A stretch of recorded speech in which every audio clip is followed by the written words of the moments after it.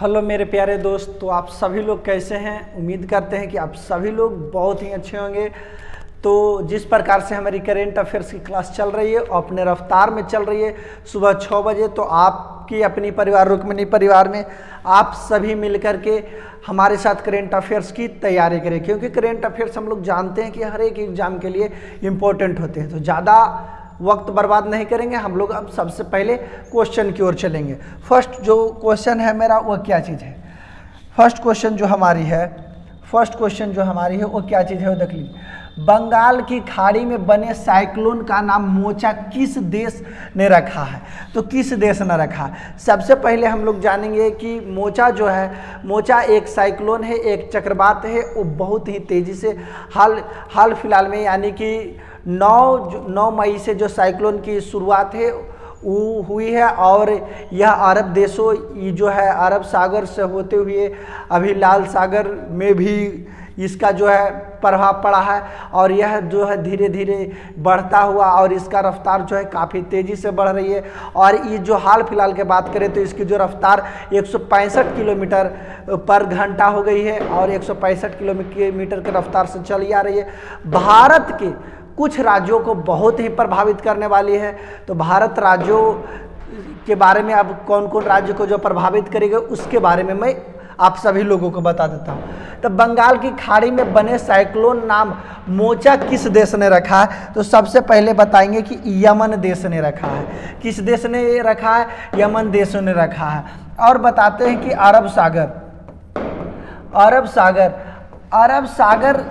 अगर अरब सागर की बात करते हैं तो अरब सागर में जो बसा हुआ है जो देश है वो देश की संख्या टोटल 13 है। आप सोच रहे होंगे कि साइक्लोन का नाम कौन देश रखता है? क्या चीज़? साइक्लोन का जो नाम है कौन देश रखता है? तो साइक्लोन का जो नाम है यानी कि जो अरब सागर के जितने भी अरब सागर में के चारों तरफ जितने भी देश आते हैं वही जो है साइक्लोन के नाम रखते हैं। तो यमन देशों से स्टार्ट हुई है साइक्लोन, और जिसको हम लोग चक्रवात करते हैं, और विभिन्न देशों में इसे विभिन्न नामों से जानते हैं। इसके बारे में भी मैं बता दूंगा आपको। तो लाल सागर के निकट क्या चीज़? लाल सागर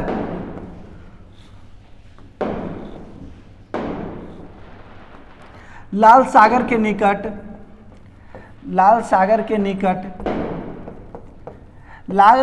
निकट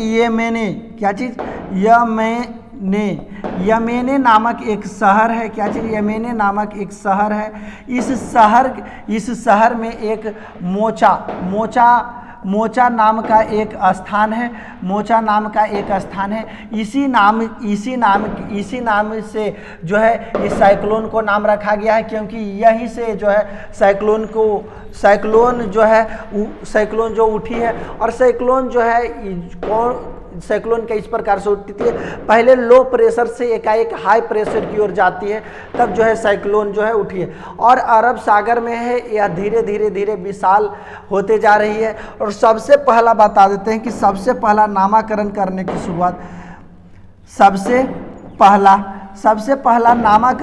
की शुरुआत जो किया है, इसका नामकरण करने की शुरुआत सबसे पहले अमेरिका ने किया है। सबसे पहले किसने किया है? अमेरिका ने किया है, और धीरे धीरे जो है इसका विस्तार होते गया है। तो देख लीजिए अभी जो है भारत के किस राज्य को प्रभावित करने वाला है? तो मौसम विभाग ने एक रिपोर्ट जारी किए हैं। कौन? मौसम विभाग एक रिपोर्ट जारी किया है। क्या चीज़? मौसम विभाग ने एक रिपोर्ट जारी किया है। उसमें कहा है कि उड़ीसा और जो है पश्चिम बंगाल हमारा बहुत ही प्रभावित होने वाला है। क्या चीज़?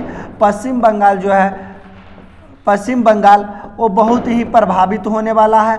और जो है हियाँ से चारों तरफ जो यानी कि अरब सागर के निकट या बंगाल खाड़ी के जितने समुद्र के किनारे बंगाल खाड़ी और अरब सागर के निकट जितने भी राज्य बसे हुए हैं उनको हाई अलर्ट कर दिया गया है। मछुआरों को वहाँ से हटा दिया गया है। और इस राज्यों में उड़ीसा, पश्चिम बंगाल, तमिलनाडु और आंध्र प्रदेश जैसे राज्यों में यह का यह हाई अलर्ट कर दिया गया है कि यहाँ 4 दिनों तक लगातार बारिश होने वाली है।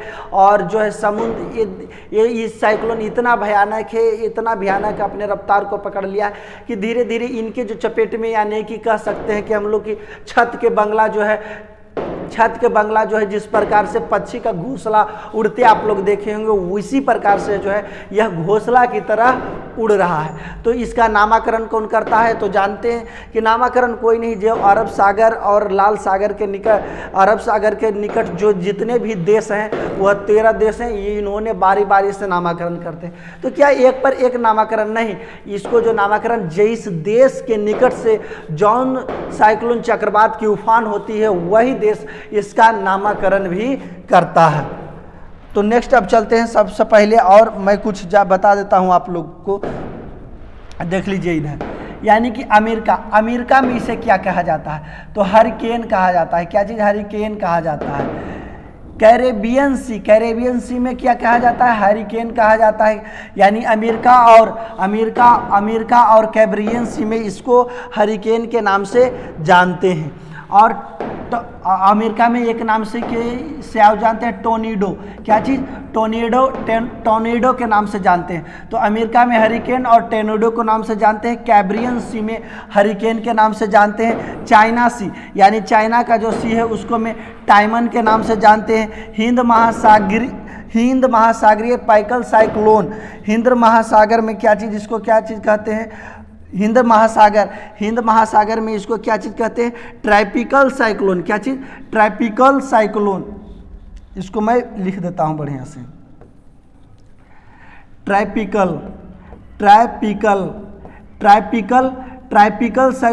ट्रॉपिकल साइक्लोन के नाम से जानते हैं। क्या चीज़? Tropical cyclone.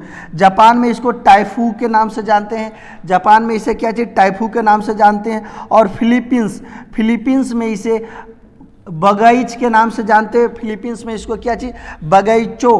क्या चीज़? बगैचो के नाम से जानते हैं फिलीपींस में। और जापान में इसको हरिकेन के नाम से जानते हैं। तो इसी प्रकार से साइक्लोन को जो है विभिन्न नामों से दर्शाया गया है। यानी कि यही देख लीजिए, साइक्लोन जो है लो प्रेशर से हाई प्रेशर की ओर जाता है, तो यह जो है अपने आसपास के क्षेत्रों में काफ़ी तूफान मचा देती है और इससे जो है काफ़ी प्रभावित होने वाला है। भारत पर भी इसका पूरा असर पड़ने वाला है। तो जो है भारत के मौसम विभाग वो अलर्ट कर दिए हैं। पश्चिम बंगाल, उड़ीसा के अलावा झारखंड भी इससे प्रभावित होने वाला है।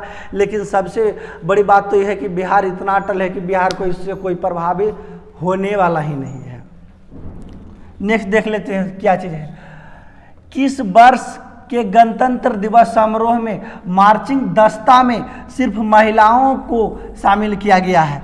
तो यानी किस वर्ष गणतंत्र दिवस का समारोह होने वाला है? कौन सा दिवस, यानी कि कब, यानी किस वर्ष में गणतंत्र दिवस समारोह, यानी गणतंत्र दिवस जो है 26 जनवरी को हम लोग मनाते हैं। कब मनाते हैं? 26 जनवरी को। तो मार्चिंग दस्ता में सिर्फ महिलाओं ही शामिल होने वाली है। यानी कि परेड जो होने वाली है गणतंत्र दिवस के अवसर पर, उसमें सिर्फ महिलाएं ही शामिल होने वाले हैं। और सबसे बड़ी बात तो यह है कि महिलाएं उसमें शामिल होगी तो होगी ही, लेकिन अगर जो इसके जो संस्कृति कार्यक्रम जो जहाँ चलती है और झांसी जो निकलती है, इसमें भी महिलाओं को भाग लेना है। तो देख लीजिए, जो हमारे भारत के प्रधानमंत्री और जो हमारे राष्ट्रपति बने हैं वो महिलाओं सशक्तिकरण को जो है बढ़ावा दे रहे हैं। और जो हमारे पुरुष सशक्तिकरण को जो एक तरह से कह देते, इनका पुरुष शक्ति का कोई प्रयोग नहीं किया जा रहा है। पुरुष को सिर्फ एक मूर्ति बनाया जा रहा है। जिस प्रकार से हम लोग आईना की तरह देखने वाले हैं, पुरुष, स्त्रियां सारी काम देश को संभालने वाली हैं और पुरुष ऐसी, तो इसी प्रकार से हम कह सकते हैं जिसको मैंने अपना समझा वो निकला बेगाना। मैंने जिसको प्रधानमंत्री राष्ट्रपति बनाए वही जो है हमारे साथ पुरुष के साथ गद्दारी कर रहे हैं। पुरुष एक धीरे धीरे आने वाला समय में कठपुतली बनकर तैयार होने वाला है। जितना भी काम करेगी महिलाओं काम करेगी। कुछ दिन पहले मैं बता देता हूँ आपको एक विशेष बात। कुछ दिन पहले बिहार के पटना के एक स्थान है मोकामा में हमारे प्रधानमंत्री जी आए थे, नरेंद्र मोदी। उसमें बिहार सरकार द्वारा यह कहा गया था कि जितने भी बिहार पुलिस प्रशासनिक विभाग हैं वह जनता को देखभाल के साथ साथ महिला पुलिसकर्मी को भी देखभाल करेंगे। तो ये कितना बड़ा दुख की बात है कि उसमें पुरुष जो है जनता को तो देखभाल करवे करेंगे और उसके साथ जो महिला, एक महिला पुलिस विभाग का जो बोझ है उसका भी देख रेख करेंगे। तो ऐसे बढ़िया तो पुरुष का जिंदगी तो नरक में डाल कर के धर दिए हैं इन लोगों ने। तो 26 जनवरी 2024 ईस्वी में जो गणतंत्र दिवस हम लोग मना रहे हैं, गणतंत्र दिवस मना रहे हैं 2024 में, उसमें पूरी तरह से महिलाएं भाग लेने वाली है। और यह जो है कर्तव्य पथ पर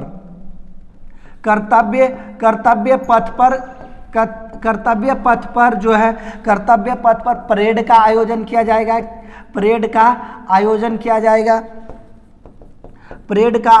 जाएगा। पहले कर्तव्य पथ को, राज्य पथ को नाम बदल करके कर्तव्य पथ धर दिया गया है। और कर्तव्य पथ पर जो महिलाएं सशक्तिकरण और महिलाएं जो हैं इस पर जो है भाग लेते हुए नजर आएंगे यह कर्तव्य पथ पर। और इसमें जो हो जाएगा संस्कृति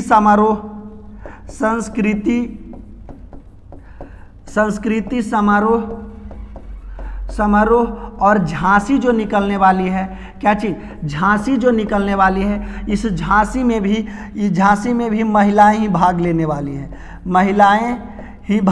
वाली हैं। पुरुष का कोई काम नहीं है अब इस दुनिया में। पुरुष जो है यहाँ से भागने वाला है। पुरुष एक कठपुतला बनकर तैयार रहेगा, महिला ही भाग ली है।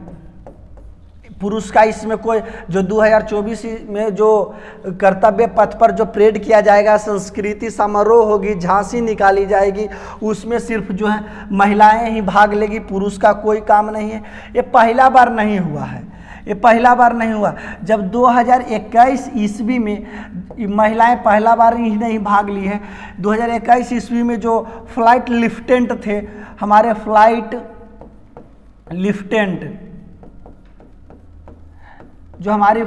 लेफ्टिनेंट थे, उनका क्या नाम है, फ्लाइट लेफ्टिनेंट, हमारे फ्लाइट जो लेफ्टिनेंट थे फ्लाइट लेफ्टिनेंट यानी कि भावना कंठ, फ्लाइट लेफ्टिनेंट जो हमारे थे भावना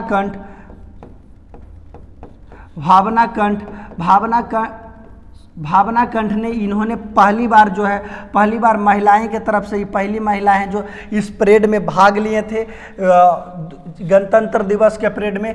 तो किस वर्ष जो है सिर्फ महिलाएं हैं भाग लेने वाली है। तो यानी जो हमारे 2023 चल रही है, 2024 में जो आने वाली जो हमारी समय है उसमें सिर्फ महिलाएं ही भाग लेगी। पुरुष का खाली काम रहेगा स्टैचू ऑफ यूनिटी देखने के काम सिर्फ पुरुष बैठकर देखेगा।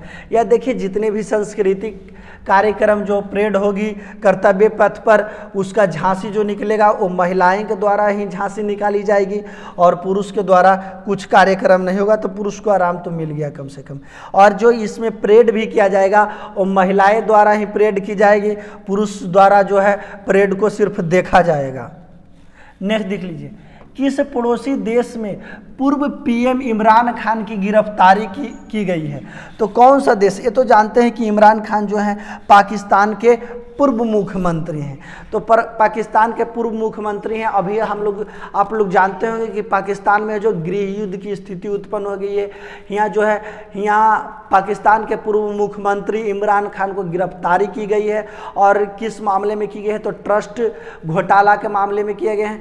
क्योंकि ट्रस्ट जो होता है कि एक आपकी बड़ी संस्था है तो ट्रस्ट चला रहे हैं, यानी गरीब के लिए फ्री में कर रहे हैं। तो ट्रस्ट का मतलब होता है कि टैक्स घोटाला, टैक्स चोर को हम लोग ट्रस्ट जो चलाता है।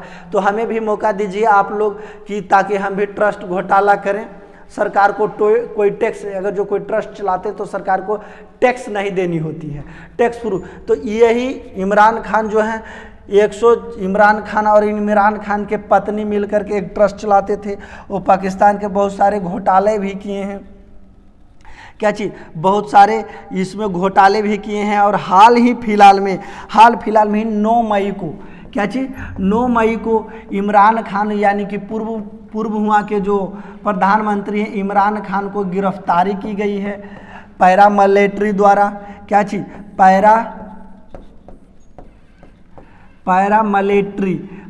पैरामिलिट्री द्वारा जो है पैरामिलिट्री द्वारा जो है इनको गिरफ्तारी कर दी गई है।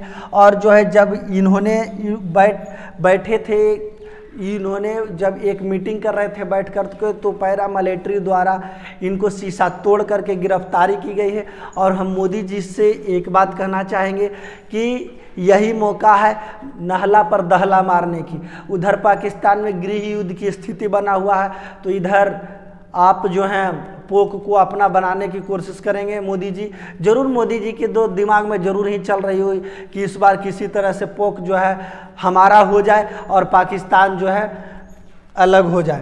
तो किस पड़ोसी देश में और वहाँ जो है ग्रीस और पाकिस्तान पूरी तरीक़ा से नष्ट होने वाली है, क्योंकि वहाँ जानते हैं कि जो है हाल फिलहाल में भूखमरी छाई हुई है और भूखमरी के कारण फिर देखिए वहाँ आग लगाई जा रही है। पाकिस्तान पूरी तरह से धू धू करके जल रहा है, और तो जलना भी चाहिए क्योंकि वो दूसरा यानी अपने पड़ोसी देश को देख करके जल रहा है, तो पाकिस्तान को भी जलना चाहिए। और वहाँ के जो आर्मी हेड क्वार्टर है, क्या चीज़, आर्मी हेड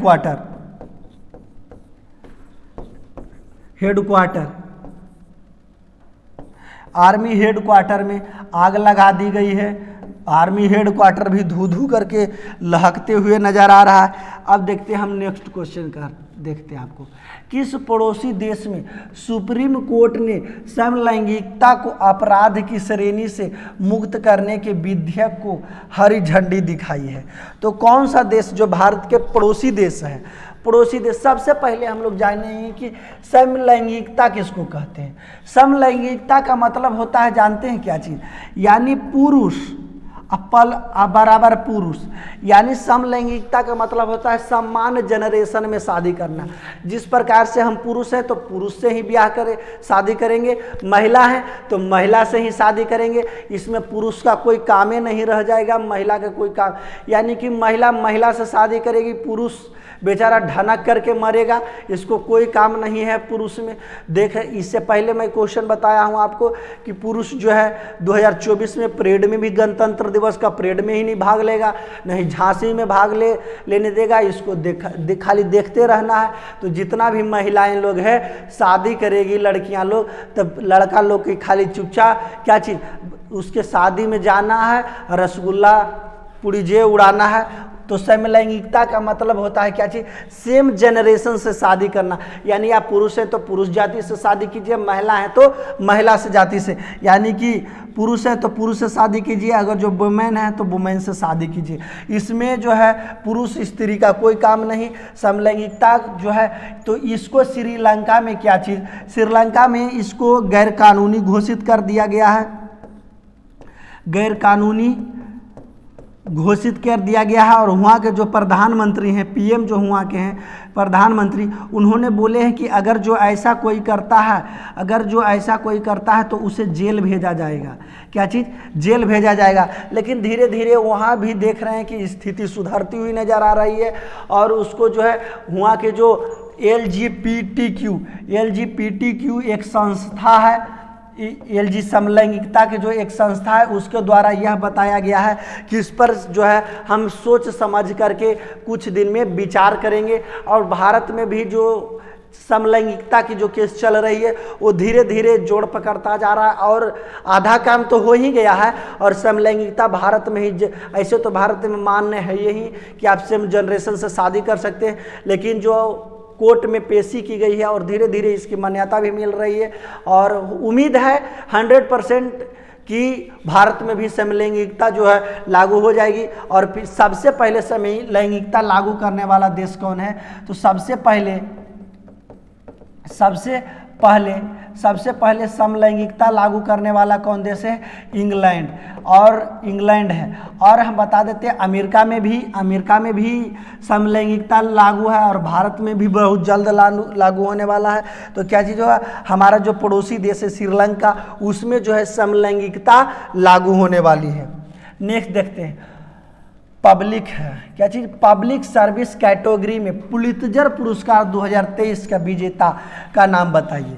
यानी कि जो पुलित्जर पुरस्कार जो अभी चल रही है, पुलित्जर पुरस्कार 2023 के, इसको पुलित्जर पुरस्कार को पब्लिक सर्विस कैटेगरी में पुलित्जर पुरस्कार 2023 को किसने जीता है, तो देख लीजिए एसोसिएटेड प्रेस कर्मचारी, एसोसिएटेड प्रेस कर्मचारी जो है यह जो है पब्लिक सर्विस कैटेगरी के जो पुलित्जर पुरस्कार 2023 का है, इन्होंने जीते हैं। और इन्होंने किस लिए जीते हैं भाई, तो साहसी के लिए।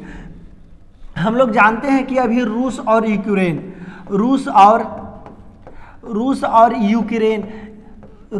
यूक्रेन में जो है क्या चीज़, युद्ध चल रही है, जिसको हम लोग वार क्राइम कहेंगे। क्या चीज़, वार क्राइम कहेंगे। और वार क्राइम को लेकर के इन्होंने जो रिपोर्ट जारी की है, एसोसिएटेड प्रेस कर्मचारी, इन्होंने इस मीडिया के थ्रू रिपोर्ट जो जारी किए हैं इसी के लिए इसको जो है क्या चीज़, पुलित्जर पुरस्कार दिया गया है। और देख लीजिए पुलित्जर पुरस्कार जो है किस क्षेत्र में दिया जाता है, तो किस क्षेत्र में दिया जाता है इसके बारे में भी मैं बता देता हूँ, किस क्षेत्र में दिया जाता है। तो यह जो है यह पत्रकारिता के क्षेत्र में दिया जाता है, पत्रकारिता के क्षेत्र में दिया जाता है, साहित्य के क्षेत्र में दिया जाता है। क्या चीज़, साहित्य के क्षेत्र में दिया जाता है। और जो है और संगीत लेखक के क्षेत्र में दिया जाता है, संगीत रचना के क्षेत्र में दिया जाता है। क्या चीज़, संगीत रचना के क्षेत्र में दिया जाता है। और जो है यानी कि अगर जो आप ऑनलाइन मीडिया यानी ऑनलाइन पत्रकारिता करते हैं, ऑनलाइन पत्रकारिता करते हैं, तब पर भी आपको जो है पुलित्जर पुरस्कार दिया जाएगा। अब पुलित्जर पुरस्कार के बारे में हम लोग कुछ जान लेते हैं। पुलित्जर पुरस्कार के बारे में हम लोग कुछ जानेंगे। तो देख लीजिए पुलित्जर पुरस्कार, इसकी शुरुआत कब की गई है, इसकी शुरुआत जो है 1917 ईस्वी में की गई है पुलित्जर पुरस्कार की। और यह किसके द्वारा दिया जाता है, वो भी देख लीजिए किसके द्वारा दिया जाता है, तो यह अमेरिका के द्वारा दिया जाता है। किसके द्वारा दिया जाता है, तो यह जो है अमेरिका के द्वारा दिया जाता है। यह कहाँ दिया जाता है, यह कहाँ दिया जाता है, तो कोलंबिया विश्वविद्यालय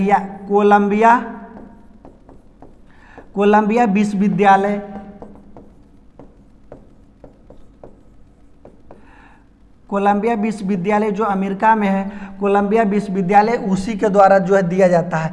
इसमें पैसा भी दिया जाता है। इसमें क्षेत्र तो बता ही दिए कि कौन कौन सी क्षेत्र में दिया जाता है, तो साहित्य के क्षेत्र में दिया जाता है। क्या चीज़, साहित्य के क्षेत्र में दिया जाता है, पत्रकारिता के क्षेत्र में दिया जाता है, और जो है संगीत रचना के क्षेत्र में दिया जाता है। क्या चीज़, संगीत रचना के क्षेत्र में दिया जाता है। इन्हीं की गाना गा दिए आपको दे दिया जाएगा। अगर जो गाना लिखे हैं तब वही आपको पुलित्जर पुरस्कार दिया जाएगा। और जो है इसमें कितनी राशि दी जाती है, तो इसमें 5 लाख की राशि दी जाती है।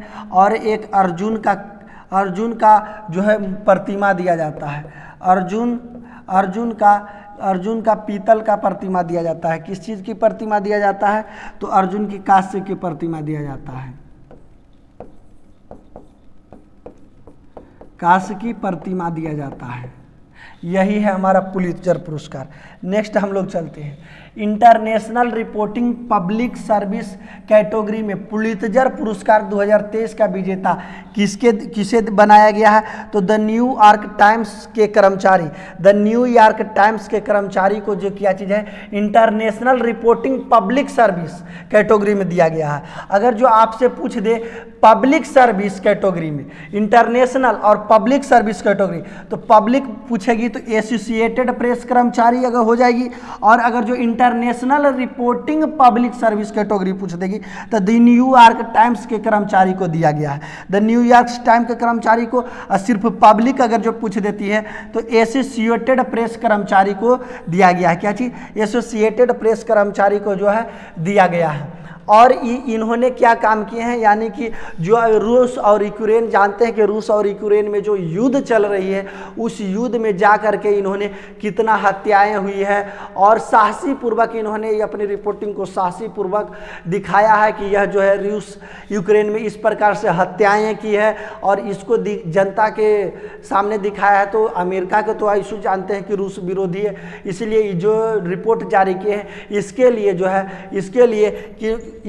जो है क्या चीज़, द न्यूयॉर्क टाइम्स के कर्मचारी और एसोसिएटेड प्रेस कर्मचारी को जो है पुलित्जर पुरस्कार से सम्मानित किया गया। तो पब्लिक पूछ दे तो पब्लिक क्या चीज़, पब्लिक सर्विस कैटेगरी में पूछ दे तो एसोसिएटेड प्रेस कर्मचारी, अगर जो इंटरनेशनल रिपोर्टिंग पब्लिक क्या चीज़, international reporting public service category में अगर जो दे दे तो द न्यूयॉर्क टाइम्स के कर्मचारी को दिया गया है।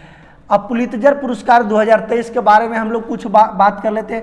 पुलित्जर पुरस्कार 2023 पत्रकारिता लिस्ट पब्लिक सर्विस कैटेगरी, क्या चीज़, पब्लिक सर्विस कैटेगरी में दिया गया है। एसोसिएटेड प्रेस को मस्टिलाव चरनोव एवगेनी मलोलेटिक वासिलिसा स्टेपनो और लोरी हिंटन को जो है रोली हिंटन के काम के लिए जो एसोसिएटेड प्रेस को जो है क्या चीज़, पब्लिक सर्विस कैटेगरी में दिया गया है।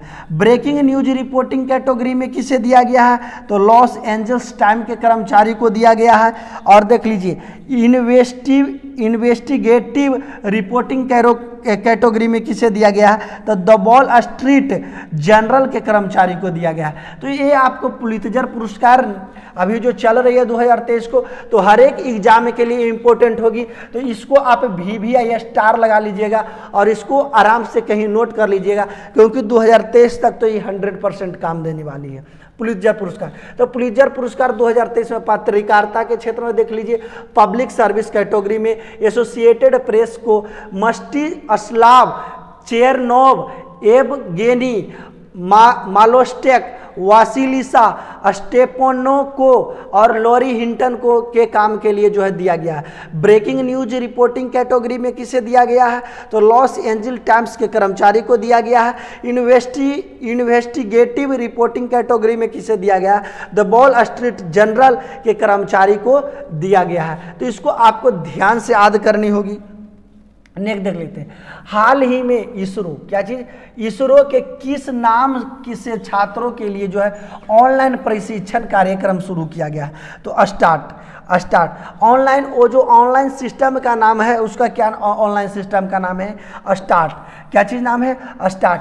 तो इसरो के जो छात्र हैं वो ऑनलाइन प्रशिक्षण कार्यक्रम शुरू किया है, तो यही ऑनलाइन प्रशिक्षण कार्यक्रम को क्या नाम बताया गया है, तो स्टार्ट नाम धर दिया गया है। अब देख लीजिए, इंडिया रिसर्च सेंटर यानी इसरो जो है भारत का स्पेस एजेंसी है, क्या चीज़ है, भारत का स्पेस एजेंसी है, भारत का स्पेस एजेंसी है। इसकी स्थापना अगर जो हम बात कर लेते हैं तो इसरो की स्थापना कब हुई है, तो इसरो की स्थापना जो हुई है 1969 ईस्वी में हुई है इसरो की स्थापना। और इसका मुख्यालय कहाँ है, तो इसका मुख्यालय जो है, इसका मुख्यालय बंगलुरु में है। कहाँ है, बंगलौर में है। और बात कर लेते हैं इसका जो अध्यक्ष है यानी सचिव जिसको कह सकते हैं, एस सोमनाथ हैं। कौन है, एस सोमनाथ जो है इसके अध्यक्ष हैं। और मैं बात कर लेता हूं, यानी कि भारत का सबसे पहला सैटेलाइट कौन है, जो ग्रुप डी एग्जाम में पूछा गया है, भारत का पहला सैटेलाइट,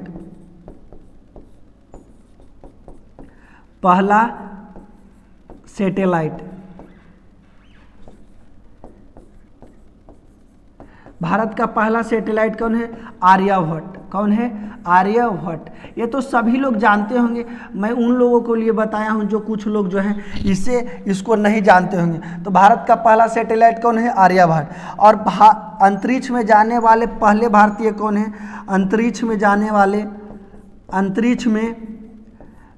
वाले प्रथम भारतीय कौन है, प्रथम भारतीय तो राकेश शर्मा है। कौन है, राकेश शर्मा, राकेश शर्मा, जब इन्होंने गए थे तो अमेरिका के स्पेस एजेंसी से अंतरिक्ष पर गए थे। तो इंदिरा गांधी उस टाइम भारत के प्रधानमंत्री थी। तो इंदिरा गांधी ने राकेश शर्मा से पूछे थे कि जब आप अंतरिक्ष पर गए थे तो अंतरिक्ष से भारत कैसा दिख रहा था। तो राकेश शर्मा ने बहुत ही सुंदर जवाब दिए, सारे जहां से अच्छा हिंदुस्तान हमारा।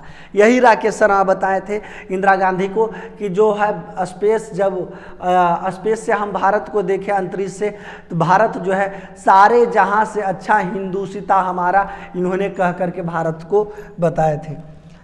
और देखते हैं हम लोग, हाल ही में राजस्थान के किस जिले में लिथियम का भंडारण होने का पता चला है। यानी कि इससे पहले हम अगर जो बात करते हैं, इससे पहले जम्मू कश्मीर में, किस चीज़ में, जम्मू कश्मीर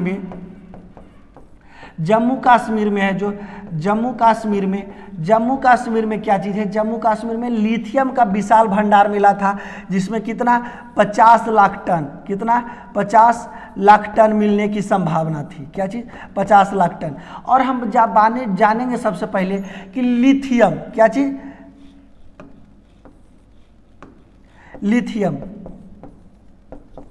लिथियम जो है, लिथियम का उपयोग हम लोग किस लिए करते हैं, तो यह इलेक्ट्रिक बैटरी के लिए, क्या चीज़,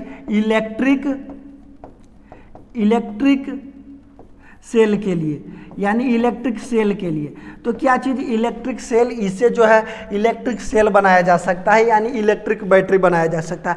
तो क्या इससे भारत से पर्यावरण सुरक्षित होने वाली है। तो ये तो 50 लाख टन जो है, 50 लाख टन जो ये कश्मीर से मिला है।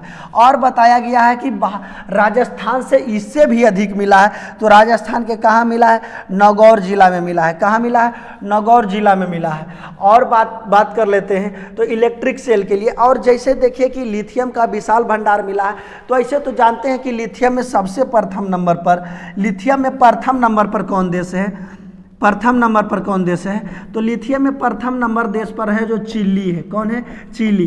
कौन है, प्रथम नंबर पर चिली है।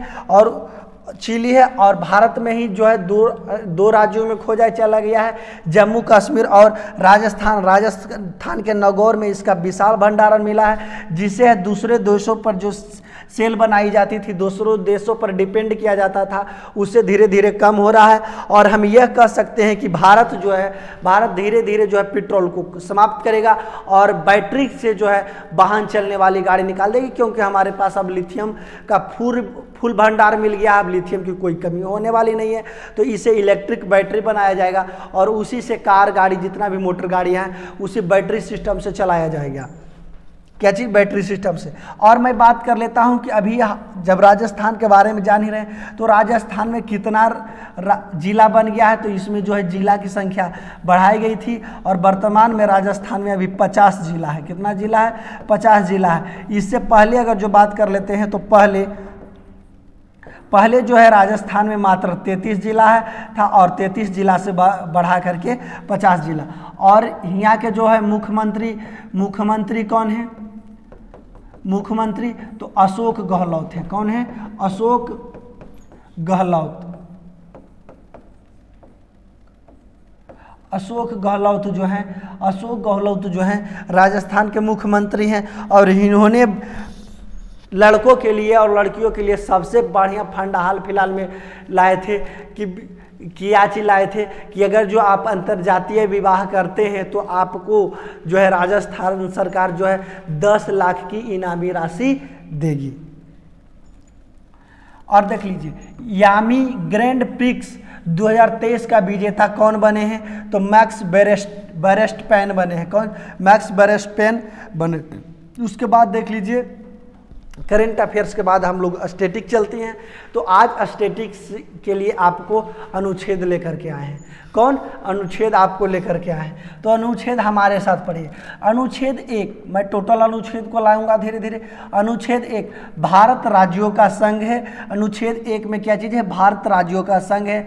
अनुच्छेद 2 भारतीय संघ के बाहर के क्षेत्रों शामिल करने का प्रावधान है। यानी कि भारत से जितना भी अलग अलग क्षेत्र है, जैसे कि कह सकते हैं पाकिस्तान ऑक्युपाइड कश्मीर, यानी कि कश्मीर को जो अधिकार कर लिया, तो उसको भी आप अनुच्छेद 2 के तहत पोक को मोदी जी के कहिए कि पोक को जो है अनुच्छेद 2 के तहत भारत में शामिल कर लीजिए। पाकिस्तान में गृह युद्ध चल रहा है, ऐसे पाकिस्तान खत्म होने वाला है। और कहते हैं कि हमनियों को छोड़ दीजिए, अभी तो चलिए रहा है, तो हम लोग को भी बॉर्डर पर भिड़ा दीजिए ताकि पाकिस्तान को एक बार घींच घाँच के यहाँ लेकर चलाएं और अखंड भारत का हम लोग निर्माण करें। और उसके बाद बांग्लादेश बचेगा तो उसको तो इशू काट के नहीं, मतलब कि उसको तो इशू हड़प लेंगे। और अनुच्छेद 3 को देख लीजिए। अनुच्छेद, किसी राज्य क्षेत्र नाम बदलने व किसी अन्य प्रकार की परिवर्तन संसद की शक्ति, यानी अगर जो कोई राज्य का चाहे कोई जिला का नाम बदलना हो तो अनुच्छेद 3 के अंतर्गत संसद जो है इसका नाम में बदलाव कर सकता है। और इसी प्रकार से देख लीजिए। और जो है अनुच्छेद 14 से 18, जिसको में हम कह सकते हैं अनुच्छेद 14 से 18, इसमें क्या चीज़ है? मौलिक अधिकार। मौलिक अधिकार में क्या चीज़ है? समानता का अधिकार, स्वतंत्रता का अधिकार। मौलिक अधिकार जो है पहले 7 प्रकार की थी, अभी वर्तमान में जो है 6 प्रकार की बची है मौलिक अधिकार। यानी कि जो मौलिक अधिकार की बात कर लेते हैं तो जो संपत्ति का अधिकार था वो मौलिक अधिकार से हटा करके विधिक अधिकार में बदल दिया गया है। 44वां संविधान संशोधन 1978 ईस्वी को जो है संपत्ति के आधार को मौलिक अधिकार से हटा करके विधिक अधिकार में बदल दिया गया है। और जो है वर्तमान में भारत में मौलिक अधिकारों की संख्या 6 बच गई है। फिर क्या चीज़? शोषण के विरुद्धाधिकार, अनुच्छेद 23 से 24। तो इसको आप बढ़िया ध्यान से देख लीजिए। हाँ, ध्यान से देख लीजिए। शोषण के विरुद्धाधिकार क्या चीज? शोषण के विरुद्धाधिकार जो है अनुच्छेद 23 से 24 है। स्वतंत्रता के अधिकार 19 से 22 है और समानता का अधिकार 14 से लेकर के 18 तक है। उसके बाद धार्मिक स्वतंत्रता है अनुच्छेद 25 से 28 तक। शिक्षा व संस्कृति का अधिकार अनुच्छेद 29 से लेकर के 30 तक। संपत्ति का अधिकार जो 44वां संविधान संशोधन द्वारा इसको मौलिक अधिकार से हटा दिया गया है और इसको विधिक अधिकार में बदल दिया गया है, तो यह मौलिक अधिकार के अंतर्गत नहीं आता है। संवैधानिक उपचार का अधिकार अनुच्छेद 32 में है, यही जो है हमारा मौलिक अधिकार। अब देखिए अनुच्छेद 12 राज्य की परिभाषा है। अनुच्छेद 12 में राज्य की परिभाषा है। अनुच्छेद 13 में मूल अधिकारों से असंगत कानून लागू नहीं होगा, यानी अनुच्छेद 13 में मूल अधिकारों से जो है असंगत कानून लागू नहीं होगा। उसके बाद देख लीजिए अनुच्छेद 19 अभिव्यक्ति की आज़ादी। और अभिव्यक्ति की आज़ादी अनुच्छेद 19 में क्या क्या चीज़ रहेगा? देखिए, बोलने की स्वतंत्रता, आप किसी के बारे में कुछ भी बोल सकते हैं, इसके लिए आपको फ्री कर दिया गया है। आप पर कोई केस नहीं लगेगा। लेकिन अब ऐसा नहीं हो गया। धीरे धीरे लोकतंत्र की समाप्ति होते जा रही है। मीडिया वाले यानी प्रेस वाले जो हो रहे धीरे धीरे नेता के पक्ष में बिकते हुए नजर आ रहे हैं। ये स्वतंत्र रूप से कार्य नहीं कर रहे हैं। अगर जो कोई यूट्यूबर हो चाहे कोई रिपोर्टर हो, कुछ अगर जो सत्ता पर मुख्यमंत्री प्रधानमंत्री के विरोध में बोल देते हैं तो उनको है जो किसी भी मुकदमा चलाकर जेल में डाल दिया जाता है। तो ये तो अब धीरे धीरे लोकतंत्र को हनन होते जा रहा है। बोलने की स्वतंत्रता अब नहीं दिया जा रहा है। कुछ दिन पहले जो मोदी सरनेम वाले सभी चोर होते हैं, ये कुछ दिन पहले हमारे राहुल गांधी बोले थे, तो इनको जो है देखबे किए हैं, इनके समाचार को किस प्रकार से किया गया था। और दूसरा में एक जगह इकट्ठा होने की स्वतंत्रता, आप चाहें तो मीटिंग कर सकते हैं, संगठन बना सकते हैं, सभा व समूह बनाने की स्वतंत्रता, घूमने की आज़ादी, भारत में निवास करने की आज़ादी, आजीविका का अधिकार, ब्याह कर सकते हैं केकरो से, एरा में कोई दिक्कत नहीं होगा। लेकिन अब देख लीजिए सभी में महिलाओं सशक्तिकरण का बढ़ावा दिया जा रहा है, पुरुष को कठपुतली बनाया जा रहा है, पुलिस पर अत्याचार हो रहा है। ये हमसे बर्दाश्त नहीं हो रहा है। सभी मिल करके हम लोग भी धारणा देंगे कि जो है पुरुष जाति पर भी कुछ किया जाए, महिला सशक्तिकरण को कुछ कम करके पुरुष भी है, पुरुष सशक्तिकरण को भी बढ़ावा दिया जाए। तो देख लीजिए अनुच्छेद 20 क्या है? अपराध दोष सिद्धि के संबंध में संरक्षण, अपराध दोष सिद्धि के संबंध में संरक्षण। तो इसी प्रकार से जो हमारी स्टैटिक और करेंट अफेयर्स की क्लास चल रही है वो आज के लिए इतना, और इसी के साथ मैं आपके साथ कल मिलता हूँ। तो आज के लिए इतना ही, धन्यवाद।